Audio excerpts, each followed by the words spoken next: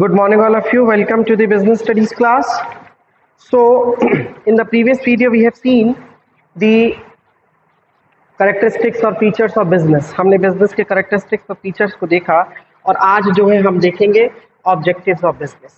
So, business के major 3 objectives होते हैं: economic objectives, social objectives and personal objectives.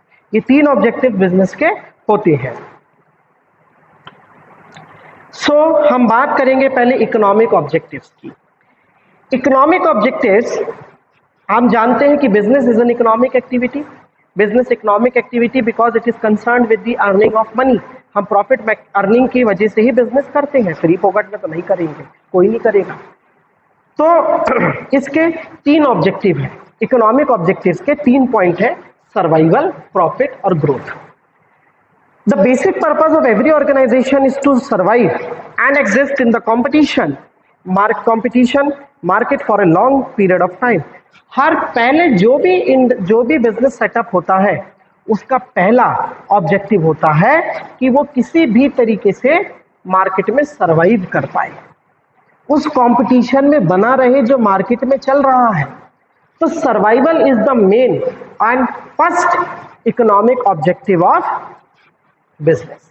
कि पहले हमें सरवाइव, पहले पैर तो जमा लें मार्केट में, फिर प्रॉफिट के बारे में सोचेंगे. भाई कोई भी बिजनेसमैन आपके घर में जो है बिजनेस होता होगा तो आप यही सुनते होंगे कि भाई पहले जो है शुरुआत में अगर हम बिजनेस में पैसा लगाते हैं तो कुछ दिनों तक तो हम प्रॉफिट को भूल जाए, क्योंकि पहले हमें सिर्फ अपनी कॉस्ट, अपनी लागत को पूरा करना है. तो सर्वाइवल पहला हमारा ऑब्जेक्टिव है. Second, profit. एक बार हम मार्केट में सर्वाइव कर गए, ठीक है, हमारा नाम हो गया मार्केट में, तब हम इतना पैसा कमा लेंगे, तब हमारे क्या होगा, कॉस्ट भी पूरी हो जाएगी और पैसा भी बचेगा, तो हमारे पास प्रॉफिट्स भी होने लगेंगे.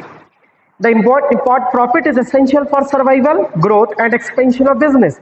Profit is the reward given to businessman for bearing risk. जो भी बिजनेसमैन रिस्क बेयर कर रहा है, रिस्क को उठा रहा है, उसको क्या होगा, प्रॉफिट मिलेगा.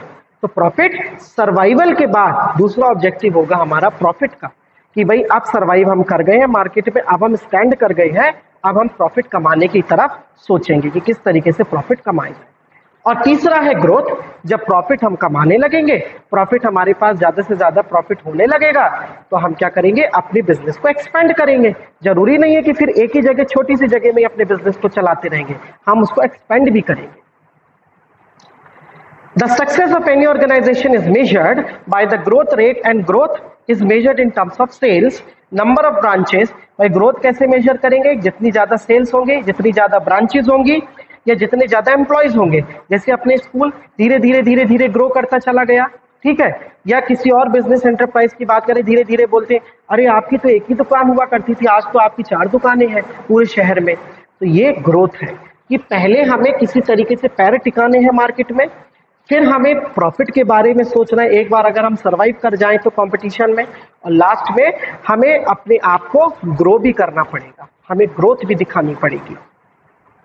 तो ये हमारा इकोनॉमिक ऑब्जेक्टिव्स. वही social objectives. Social objectives, business is set up in the society, business uses the resources of society, then it is very much important for a business to provide something in return to the society. Society को भी business को कुछ देना पड़ेगा. इसमें क्या है, पहली चीज supply of desired quality of goods या प्रोडक्ट्स की बात करें, कि बिजनेस का पहला सोशल ऑब्जेक्टिव होना चाहिए कि बिजनेस को अपने कंज्यूमर्स को ऐसे प्रोडक्ट्स प्रोवाइड कराने पड़ेंगे जिनकी क्वालिटी अच्छी हो.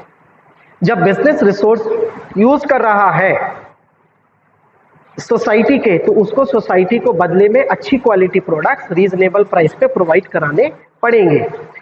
Today's customer is a quality conscious customer. आज के कस्टमर क्वालिटी कॉन्शियस है. हम भी आज 2 पैसा ज्यादा खर्च कर देंगे, लेकिन हमें क्वालिटी क्या चाहिए, अच्छी चाहिए. And expect value for money.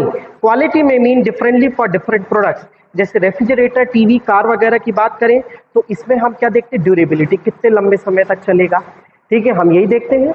आप मोबाइल खरीद के लाते तो देखते हो यार ये कितने दिन तक चलेगा, रोज रोज तो नहीं खरीदते हैं. आप कार खरीदने जाते तो सोचते हो अरे अच्छी कार खरीदेंगे, रोज रोज थोड़ी खरीदते हैं.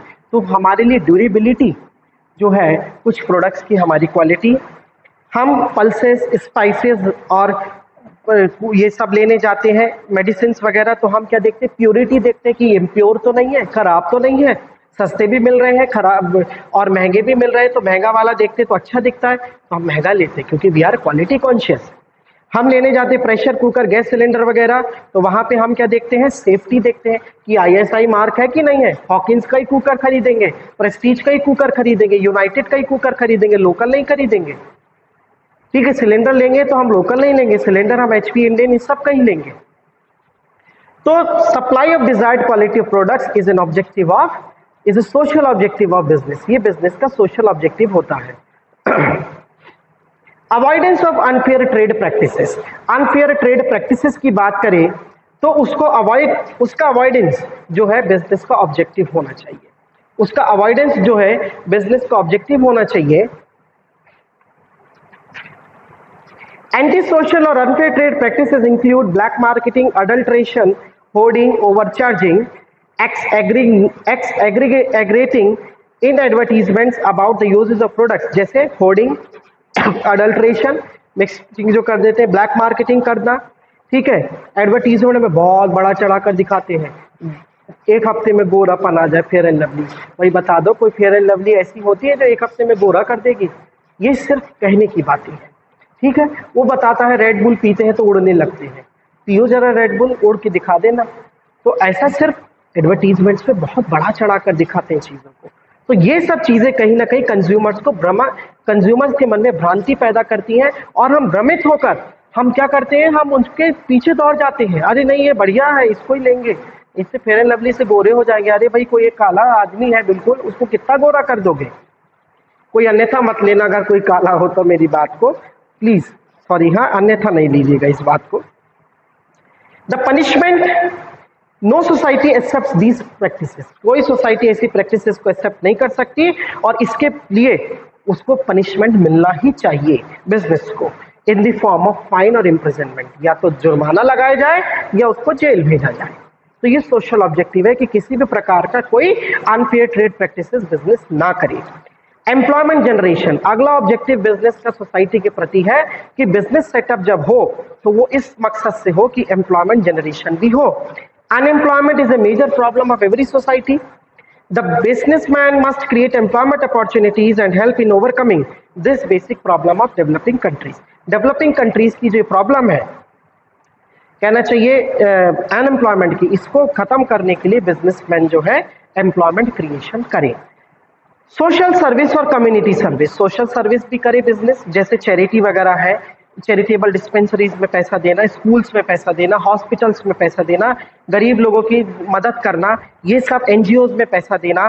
ठीक है, ओल्ड एज होम्स में पैसा देना, वृद्धाश्रम, अनाथ आश्रम में पैसा देना, जैसे रिलायंस फाउंडेशन का नाम सुना होगा, बीइंग ह्यूमन, ये सब एनजीओज हैं, ये सब बिजनेसमैन है। साथ साथ क्या कर रहे हैं ये लोग, अजीम जी प्रेम जी क्या कहते हैं फाउंडेशन है, तो ये लोग क्या है, बिजनेस के साथ साथ क्या कर रहे हैं, सोशल वर्क भी कर रहे हैं। तो ये भी सोसाइटी की कम्युनिटी सर्विस भी, सोशल सर्विस भी बिजनेस का ऑब्जेक्टिव होता है, होना ही है।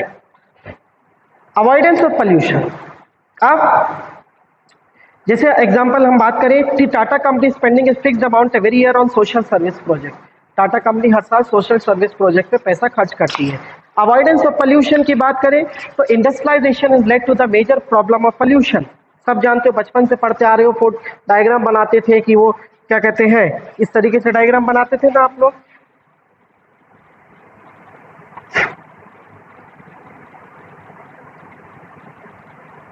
ये धुआं निकल रहा है इंडस्ट्री से, और जो है ये धुआं निकल रहा है इंडस्ट्री से, और साथ ही साथ क्या दिखाते थे, ऐसे करके यहाँ पे दिखाते थे कि ये जो है ये वेस्टेज जा रहा है और ये नदी जा रही है। छोटी क्लासेस में ऐसे डायग्राम बनाते थे ना, यही कोई व्यक्ति जो है वो नहा रहा है, यहाँ पे जो है यहीं पे जो है जानवर भी नहा रहे हैं। ठीक है, ऐसा करके देखते थे ना, ऐसा करके बनाते थे आप लोग। ठीक है, तो ये सब चीजें क्या है, पोल्यूशन तो होता है इंडस्ट्रियलाइजेशन से, इंडस्ट्री से एयर पोल्यूशन भी होगा, नॉइज पोल्यूशन भी होगा, वाटर पोल्यूशन भी होगा। तो the industry throw or drain their waste in lakes, rivers, which pollutes water. Their smoke coming out of the Chimneys of industry pollute the environment. As the businessman has added to spreading of pollution, so it becomes the moral duty of businessman to come forward and help in solving the problem of pollution. जिस तरीके से वो problem create कर रहा है pollution की, उसी तरीके से उसको मदद भी करनी चाहिए कि पोल्यूशन को कम किया जा सके। तो पोल्यूशन को कम भी करना है और खत्म करना है पोल्यूशन की प्रॉब्लम को, तो इसलिए उसको एनवायरमेंट फ्रेंडली टेक्निक्स का यूज करना पड़ेगा। जैसे it should drain the waste material in such a way that these do not pollute the environment, कि वेस्ट को इस तरीके से ड्रेन करो जिससे पोल्यूशन ना हो एनवायरमेंट में। जैसे आप देखेंगे दिल्ली की यमुना एकदम डेड हो चुकी है, बिल्कुल काला पानी है, एकदम नाली कीचड़ वाला पानी, गंदा। तो मतलब कहना चाहिए कि इस तरीके से गंदगी जो है वो सहन नहीं कर सकते। तो ये सोसाइटी के प्रति उसकी रिस्पॉन्सिबिलिटी कि पोल्यूशन को खत्म करें। लास्ट ऑब्जेक्टिव्स है ह्यूमन और पर्सनल ऑब्जेक्टिव्स। ह्यूमन ऑब्जेक्टिव्स, एक ह्यूमन, मैं यहाँ काम कर रहा हूँ, I am the human resource, I am the asset of this organisation. तो मेरे को यहाँ पे मेरे प्रति क्या ऑब्जेक्टिव होने चाहिए इस ऑर्गेनाइजेशन के। भाई एक व्यक्ति जो बिजनेसमैन है और वो जो उसके अंडर में जो वर्कर्स काम कर रहे हैं, जो एम्प्लॉयज काम कर रहे हैं, वो उनके प्रति उसको क्या ऑब्जेक्टिव पूरे करने हैं। तो देखिए, प्रोवाइडिंग गुड वर्किंग कंडीशंस, काम करने की जो कंडीशंस है वो अच्छी हो, वर्किंग कंडीशन, भाई प्रॉपर स्पेस हो, खुला वेंटिलेशन हो, अच्छे से हो, ठीक है। Payment of competitive salary and satisfactory wages, satisfactory और कॉम्पिटिटिव, मतलब उसको ऐसा ना लगे कि वो अंडर पेड है, कि कम पैसा मिलता है, काम इतना ज्यादा है, ये नहीं होना चाहिए। पर्सनल ग्रोथ एंड डेवलपमेंट के लिए उसको टाइम टू टाइम ट्रेनिंग वगैरह, और कहना चाहिए उसकी नॉलेज को अपग्रेड करने के लिए टाइम टू टाइम ट्रेनिंग वगैरह बिजनेसमैन प्रोवाइड करवाए, ठीक है, टूर्स करवाए उसको, बिजनेस टूर्स, ठीक है। और कोई बंदा अगर अच्छा काम कर रहा है, कोई व्यक्ति अगर अच्छा काम कर रहा है तो उसका रिकॉग्निशन भी हो। जैसे होता है ना, आप कहीं देखे होंगे कि कहीं कहीं आपको ऑर्गेनाइजेशंस में कहीं जाओगे, जैसे डोमिनोज में जाओगे, वहां लिखा रहेगा एम्प्लॉय ऑफ द मंथ। उस एम्प्लॉय की जो है वहां फोटो बनी रहेगी, ठीक है, फोटो बनी रहती है और यहाँ पे नाम लिखा रहता है, और यहाँ पे ऊपर मंथ लिखा होगा, जैसे जुलाई का एम्प्लॉय ऑफ द मंथ, तो उसका रिकॉग्निशन भी हो। जो अच्छा है, salesman of the month, sales person of the month, इस तरीके से लिखा रहता है, तो रिकॉग्निशन होना चाहिए। जो कोई काम अच्छा करे उसका रिकॉग्निशन भी हो।